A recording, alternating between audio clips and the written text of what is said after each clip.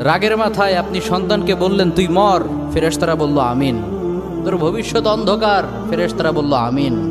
রেগে মেগে আপনি আপনার মেয়েকে বললেন জীবনেও তোর কপালে স্বামীর ভাত জুটবে না, ফেরেশতারা আবারও বলল আমিন।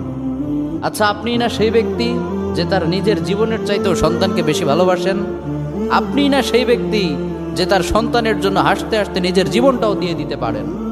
আপনি না সেই ব্যক্তি যে আল্লাহর কাছে নিজের চাইতেও সন্তানের জন্য বেশি দোয়া করে? তাহলে কি করে নিজের হাতে নিজের সন্তানের এত বড় ক্ষতি করতে পারলেন?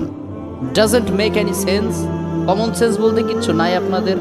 আপনারা কি জানেন না আপনাদের রাগের মাথায় বদদোয়া করাগুলো ফেরেশতারা আমিন বলে? দাওয়াতুল ওয়ালিদ আলা ওয়ালাদি, বাবা মা তার সন্তানের জন্য যেই দোয়া করে সেটা ভালো হোক কিংবা বদদোয়া হোক, আল্লাহ সেটাই কবুল করে নেয়।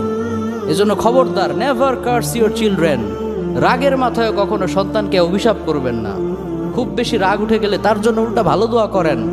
কাবা শরীফের একজন ইমাম আছে, ইমাম আল কালবানি।